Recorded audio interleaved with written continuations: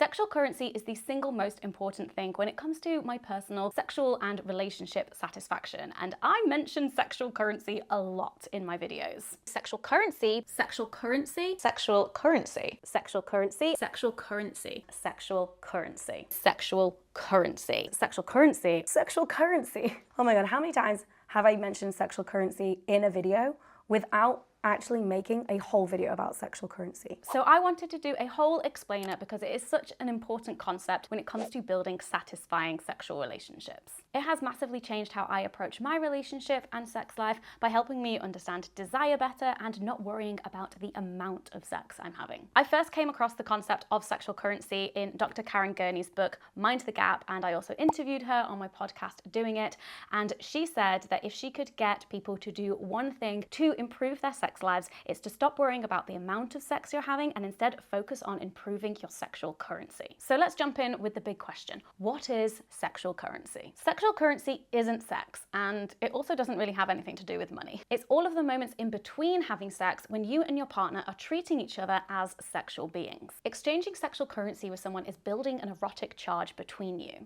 It's the flirty vibes, the playful, sexy vibes, the I'm noticing that your bum looks good in those jeans vibes. They're the kind of interactions that you would only have with a sexual partner. You're not going to be doing this with your mates or your aunties. We need to recognize that our sexuality and our sex lives are far more than just the sexual acts that we engage in. But we often reduce our sex lives down to the times when we're having sex, whether that's partnered or solo sex. And the key to sexual currency and all of these little sexual moments is that they are present without the pressure for it to lead to sex. The aim isn't to initiate sex. The aim is to connect with your partner and to demonstrate that you see them as a sexual being and to build intimacy, even if, and especially if, you're not able to have sex. Whether that's because of health stuff, or you've just had a baby, or you're long distance, whatever the reason might be. There's an analogy in Mind the Gap which I love because it's about food, but it really helps to explain what sexual currency is. Karen compares eating a meal together to having sex or engaging in sexual acts.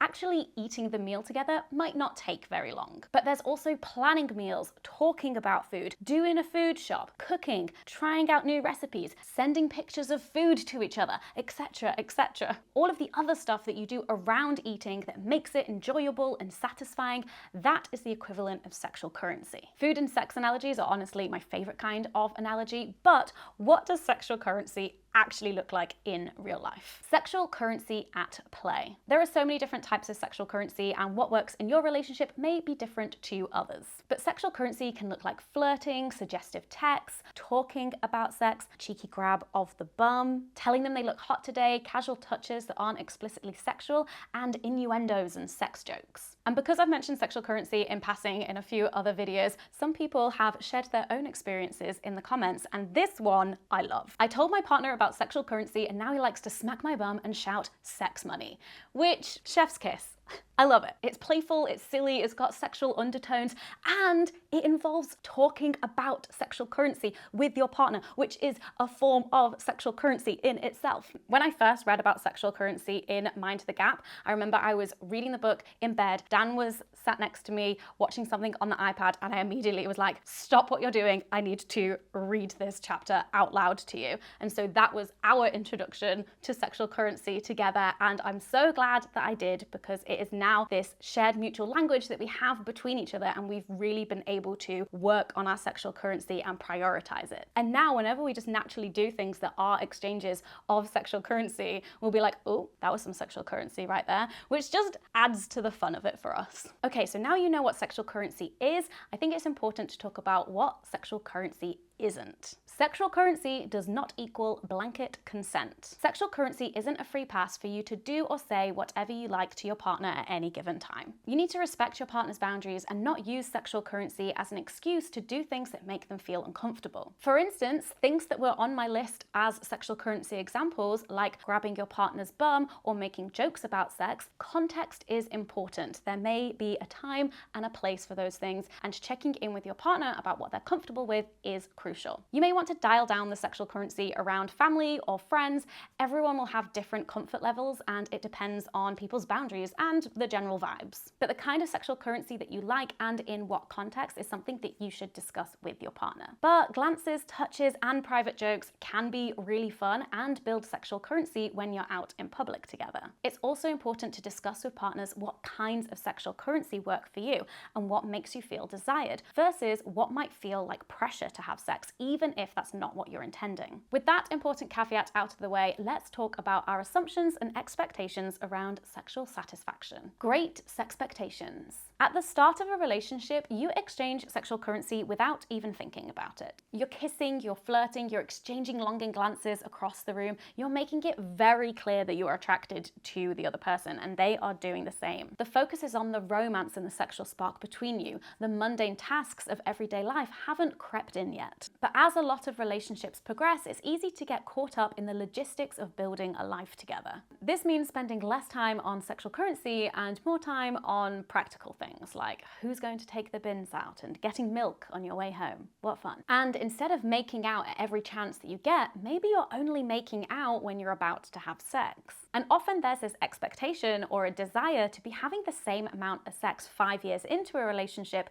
than you were at the start. However, the reality is that you often aren't putting in the same effort to create situations where you want to have sex. And this often results in a drop in desire, impacting the amount of sex you're having and or your sexual satisfaction. And just so we're clear, it is totally normal to experience this drop in desire after the honeymoon period. But that's not a part of what we've been told a normal or a healthy sex life looks like. We've been told, whatever stage of the relationship, that our sex lives with our partners should look like sex 3 times a week, sex where you want to just rip the other person's clothes off, and sex that is spontaneous. And we end up comparing our actual sex lives to these sexual scripts. But it's not helpful or accurate to measure our sexual satisfaction by the frequency of sex or the kind of sex we're having. Sexual satisfaction comes from pleasure and enjoying the sex that you do have, which could look like one highly pleasurable sex session once a month versus lots of sex in a week that you're not especially into.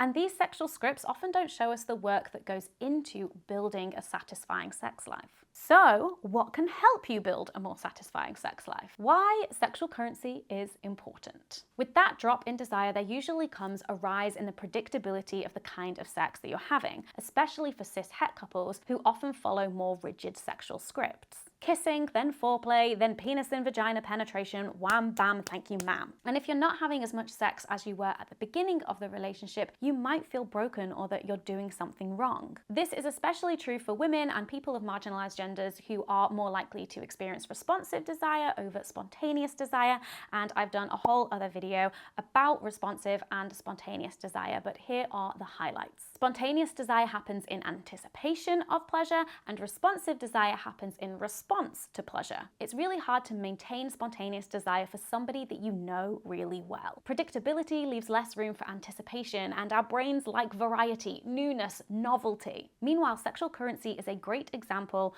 of sexual stimuli that can help stoke the fire of your responsive desire, or get you to a place where you're more willing to start being sexual, knowing that pleasure and responsive desire will come, but also knowing that there is no pressure. Exchanging sexual currency keeps the erotic charge simmering, so you're not having to go from 0 to 100 every time you want to have sex, because you're already at like a 70 or 80. If your relationship has low sexual currency, the gap you have to cross widens, and it becomes far more difficult to bridge it or get in the mood. Imagine 2 different couples. One couple has low sexual currency. This means that whenever one of them tries to make out with the other person or gives them a compliment, this is interpreted as them trying to initiate sex. And depending on past experiences or current context, they may be completely closed off and unwilling to even entertain the idea of it. Sex has stopped before it's even begun, not to mention the attempted make out was rejected and the compliment wasn't received very well. The other couple has very high sexual currency, so there's a constant flow of things like making out and compliments between them, but with no expectation for it to lead anywhere. Then one day they happen to have a few child-free hours together, and all of that sexual energy that has been simmering for days, weeks, maybe months, and bam, sexy times. or just a really long nap, but they're still feeling sexually satisfied, so it's fine. So a couple with low sexual currency who haven't had sex in ages, whatever sex looks like for them, might freak out and think that not having sex is a problem, adding to the pressure to have sex. And pressure is an absolute desire killer and generally isn't very sexy and doesn't lead to having satisfying sex. A couple who have high sexual currency might also not have had sex for ages, but it has little to no impact on their overall sexual satisfaction. I cannot stress this enough, but the amount of sex you're having isn't an indicator of relationship and sexual satisfaction. If you're in a long distance relationship, you have to find ways to connect with each other sexually whilst not being physically together. Making more room for some flirty texts about how you just use your vibrator whilst thinking about your partner going down on you, for example. Remember, you could be having absolutely zero sex with your partner and still be satisfied sexually because you have high sexual currency. So we've talked about sexual currency in the context of relationships, but I also think that it's an important context for anyone regardless of relationship status. Building sexual currency with yourself. Even if you're not dating, I still think it's important to see yourself as a sexual being, if you are one, if you want to be one.